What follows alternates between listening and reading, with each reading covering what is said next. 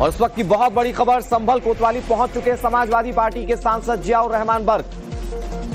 24 नवंबर को जो हिंसा हुई थी, इस मामले में बर्क से पूछताछ की जाएगी। पेशी से पहले जियाउर रहमान बर्क ने बड़ी बात कही। उन्होंने कहा कि मेरी तबीयत खराब है, लेकिन मैं जांच से नहीं भाग रहा। ये जियाउर रहमान बर्क कह रहे हैं। संभल से सांसद हैं और हिंसा में इनका नाम सामने आने के बाद एसआईटी की टीम ने पूछताछ के लिए बुलाया। और जब पूछताछ के लिए बुलाया तो उससे पहले उनका रिएक्शन सामने आया। वो कह रहे तबीयत ठीक नहीं है, बावजूद इसके मैं जा रहा हूं। और अब खबर यह है कि संभल कोतवाली पहुंच चुके हैं बर्क साहब।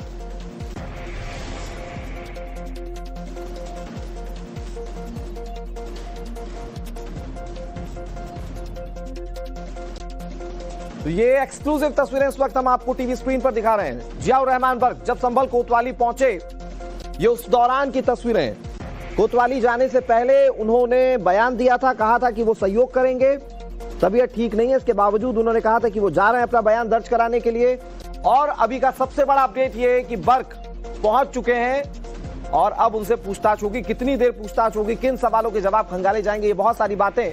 प्रेरित हमारे सहयोगी की ज्यादा जानकारी के साथ जुड़ गए। प्रेरित, अभी का सबसे बड़ा अपडेट ये, जियाउर रहमान बर्क संभल कोतवाली पहुंच चुके हैं, क्या ज्यादा जानकारी आपके पास?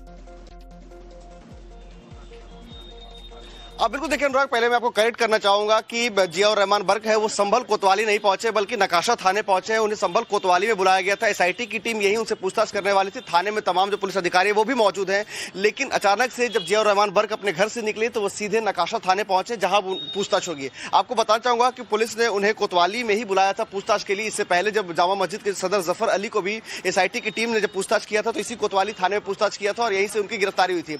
और यहीं पर तमाम जो अधिकारी थे वो मौजूद थे। ऐसे में तमाम अधिकारी अभी इस वक्त कोतवाली में मौजूद हैं और जो सांसद है जियाउर रहमान बर्क, उन्हें इसी थाने में बुलाया गया था, कोतवाली थाने में। लेकिन अभी फिलहाल वो जो है यहाँ नहीं पहुंचे, बल्कि अपने घर से निकल करके सीधे नकाशा चले गए हैं। तो संभावना है कि वहीं उनकी पूछताछ की जाएगी और वहीं उनसे तमाम जानकारियां ली जाएगी, क्योंकि जिस तरह से उनके ऊपर आरोप लगे थे, उनके ऊपर बहुत गंभीर आरोप लगे हैं कि उन्होंने दंगे की साजिश रची है, साथ ही साथ उन्होंने हिंसा को भड़काया, इस तरह के आरोप लगे हैं। और ये आरोप के जो बयान है, ये बयान खुद जो जामा मस्जिद के जो सदर है जफर अली, उन्होंने ये बयान एसआईटी के सामने दिया था कि उन्होंने कहा था कि भीड़ एकत्रित करनी है और सर्वे नहीं होने देना। तो ऐसे में तमाम जो पहलू है, इस पहलू को लेकर के जांच करने के लिए संभल पुलिस लगातार जो है वह सांसद से संपर्क करने की कोशिश कर रही थी, जिसके बाद सांसद ने 8 तारीख का समय दिया था, आज ही समय दिया था और इसी कोतवाली थाने में पहुंचना था। लेकिन अचानक से अपने सुरक्षा कारणों से अपने प्लान में तब्दीली करते हुए जो संभल से सांसद हैं वो नकाशा थाने पहुंचे हैं और नकाशा थाने में ही आगे की पूछताछ होगी। जी अब प्रेरित, क्या ये जानकारी मिल पाई किस तरह का क्वेश्चन होगा, कितने देर तक ये सवाल जवाब हो सकते हैं? क्योंकि जिस तरह से नाम सामने आया था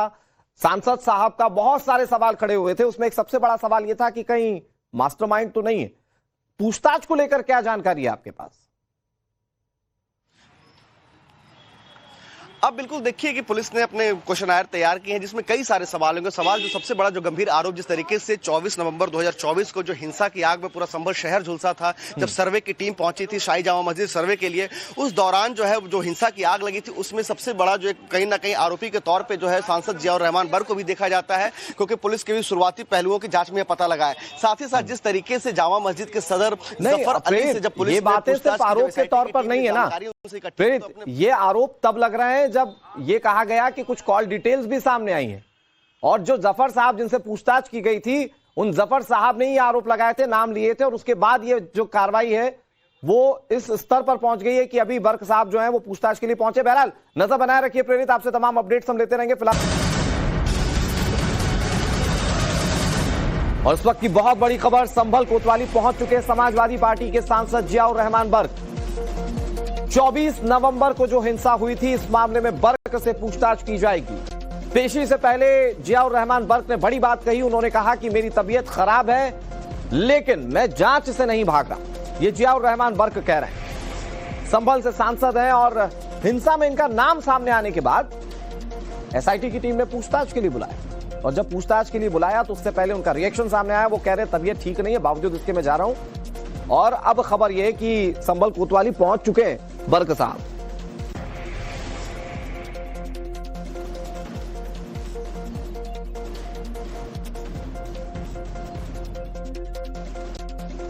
तो ये एक्सक्लूसिव तस्वीरें इस वक्त हम आपको टीवी स्क्रीन पर दिखा रहे हैं। जियाउर रहमान बर्क जब संभल कोतवाली पहुंचे, ये उस दौरान की तस्वीरें हैं। कोतवाली जाने से पहले उन्होंने बयान दिया था, कहा था कि वो सहयोग करेंगे, तबीयत ठीक नहीं है, इसके बावजूद उन्होंने कहा था कि वो जा रहे हैं अपना बयान दर्ज कराने के लिए।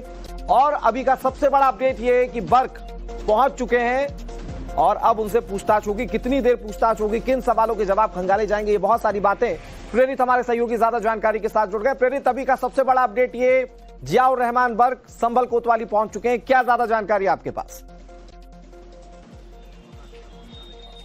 बिल्कुल देखिए अनुराग, पहले मैं आपको करेक्ट करना चाहूंगा कि जियाउर रहमान बर्क है वो संभल कोतवाली नहीं पहुंचे बल्कि नकाशा थाने पहुंचे हैं। उन्हें संभल कोतवाली में बुलाया गया था। एसआईटी की टीम यही उनसे पूछताछ करने वाली थी। थाने में तमाम जो पुलिस अधिकारी है वो भी मौजूद हैं, लेकिन अचानक से जब जियाउर रहमान बर्क अपने घर से निकले तो वो सीधे नकाशा थाने पहुंचे जहां पूछताछ होगी। आपको बताना चाहूंगा कि पुलिस ने उन्हें कोतवाली में ही बुलाया था पूछताछ के लिए। इससे पहले जब जामा मस्जिद के सदर जफर अली को भी एसआईटी की टीम ने जब पूछताछ किया था तो इसी कोतवाली थाने में पूछताछ किया था और यहीं से उनकी गिरफ्तारी हुई थी और यहीं पे तमाम जो अधिकारी थे वो मौजूद थे। ऐसे में तमाम अधिकारी अभी इस वक्त कोतवाली में मौजूद हैं और जो सांसद है जियाउर रहमान बर्क, उन्हें इसी थाने में बुलाया गया था, कोतवाली थाने में, लेकिन अभी फिलहाल वो जो है यहाँ नहीं पहुंचे बल्कि अपने घर से निकल करके सीधे नकाशा चले गए हैं। तो संभावना है कि वहीं उनकी पूछताछ की जाएगी और वहीं उनसे तमाम जानकारियां ली जाएगी, क्योंकि जिस तरह से उनके ऊपर आरोप लगे थे, उनके ऊपर बहुत गंभीर आरोप लगे हैं कि उन्होंने दंगे की साजिश रची है, साथ ही साथ उन्होंने हिंसा को भड़काया, इस तरह के आरोप लगे हैं। और ये आरोप के जो बयान है, ये बयान खुद जो जामा मस्जिद के जो सदर है जफर अली, उन्होंने ये बयान एसआईटी के सामने दिया था कि उन्होंने कहा था कि भीड़ एकत्रित करनी है और सर्वे नहीं होने देना। तो ऐसे में तमाम जो पहलू है, इस पहलू को लेकर के जांच करने के लिए संभल पुलिस लगातार जो है वह सांसद से संपर्क करने की कोशिश कर रही थी, जिसके बाद सांसद ने 8 तारीख का समय दिया था, आज ही समय दिया था और इसी कोतवाली थाने में पहुंचना था। लेकिन अचानक से अपने सुरक्षा कारणों से अपने प्लान में तब्दीली करते हुए जो संभल से सांसद हैं वो नकाशा थाने पहुंचे हैं और नकाशा थाने में ही आगे की पूछताछ होगी। जी अब प्रेरित, क्या ये जानकारी मिल पाई किस तरह का क्वेश्चन आर होगा, कितने देर तक ये सवाल जवाब हो सकते हैं? क्योंकि जिस तरह से नाम सामने आया था सांसद साहब का, बहुत सारे सवाल खड़े हुए थे। उसमें एक सबसे बड़ा सवाल यह था कि कहीं मास्टरमाइंड तो नहीं है। पूछताछ को लेकर क्या जानकारी है आपके पास?